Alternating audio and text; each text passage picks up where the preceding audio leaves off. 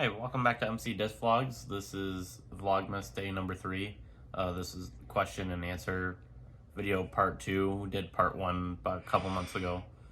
So this one's just got some different questions in it and whatnot. The first couple of questions somebody else on our channel asked, and one of them was, where do you use rollers? It kind of depends on the situation. I mean, you could use it for a variety of different things. You could throw them off the tee. A lot of times I'll throw them for scramble shots, so I'll do like a sidearm roller, like the 2-fingered or 4-hand grip, and just basically instead of putting it like that, I'll put it like vertical, and if there's not like a good air shot, I'll just put a roller down and try to get through scramble through the woods a lot of times to just find a path out of the rough or something. Sometimes I'll throw backhand ones off the tee, just like a backhand with more of an angle and then turn it into a roller, but a lot of times I'll just use it for scramble shots in the woods. And then another one they asked was, what is a good roller disc? Yeah, that kind of depends on the situation. A lot of times in the scramble shots, I use drivers. Like on a backhand one, I might go with like this one, like the Wave or something. But it just kind of depends. Most of the time, drivers. It's really a preference kind of thing. So. What is your favorite course and why? Probably my favorite one as of right now would be Independence Lake, which is in Whitmore Lake, Michigan. It's got 2 different 18-hole courses. It was kind of a 36-hole loop, but now it's actually like a separate east and west course, like east and west 18. So that's probably my favorite right now. I also like Hudson Mills and Kensington, the Stony Creek, all those Metro Park courses. Those ones are really good too. What is your least favorite course and why?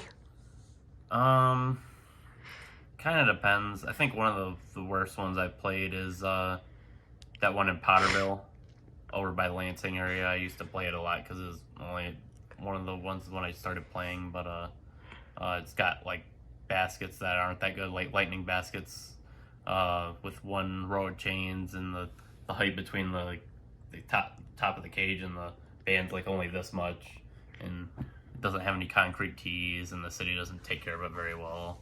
I mean, if the course had potential, if the city cared about it, but yeah, Lake Alliance just isn't that good of a course.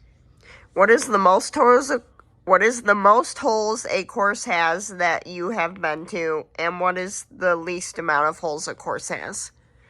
The most for one single course that I've played is probably Whitehall. That one is 36. I guess Independence would have been like one of the first times I played. It was kind of one course, so that was 36 at the time too, but now it's 2 separate ones. But Whitehall's kind of like one big 36-hole loop because it's got like different 9-hole increments to it, and it combines into a 36-hole layout. And then what course has the least amount of holes that you've played? I think the least amount was the Saline Rec area. That one only had like 5 holes. That one was just not that great of a layout. It was right next to a rec center, and one of the cage of the basket was not laying on the ground, and on one of the other ones, the cage was bent like sideways. Is just, I don't even think anybody hardly knows it's there. It's just the baskets are there, and there's no real tees or anything either. So Do you think they're eventually going to add more to it, or? Nah, there isn't really much room for anything there. It's just kind of around a couple fields and whatnot. It's not much of anything. So there was no point in them putting it in, basically. Not really. What discs are good for windy days? In general, I'd say more overstable discs are good for windy days. I'd say something like a Panic, pretty overstable disc, overstable distance driver. But it also kind of depends on the situation. Like tailwinds, understable discs are good because a tailwind will make a disc more stable. So something like a Wave, if you throw it into a tailwind, it'll naturally make it more stable. So, but if you're throwing into a headwind, overstable stuff is good, and stuff that weighs a lot more, like max weight discs are good. So like 175 instead of like a 150 disc would be good.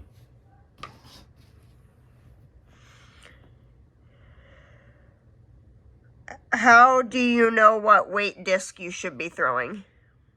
That's kind of on preference. I mean, it depends on what you want. Like on windy days, the max weight stuff is good. Most of the discs I have in here in this bag are closer to max weight, but I mean, when you're starting out, you want to throw lighter stuff because it glides better and it's just easier to throw.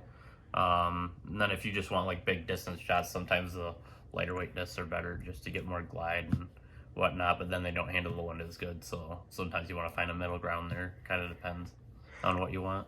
What's a good app to use to find different courses and course maps and like distances? Best one currently is UDisc. It gives like, it's connected to like a Google Maps basically, and it shows you locations of where all the courses are. Then it'll give you like a virtual map when you're actually on the course, so you could follow in between holes if like the signage isn't good and whatnot. So it makes it pretty easy to follow for most places, and pretty much most of the courses that are around are on there. So when would it be better to throw a backhand shot versus a forehand shot? That's kind of based on the shape of the hole. I mean, everything's kind of flipped backwards for me because I'm a lefty. So say like if the basket bends off to the right, for me, a backhand shot like with a panic or something would be good, because just a backhand shot that skips around and that's overstable would be good for a shot that goes to the right.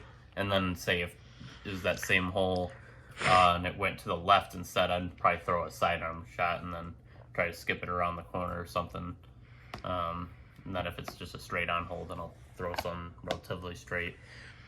Is it important to have a distance driver, mid-range, and putter? And if so, how many of each should you have?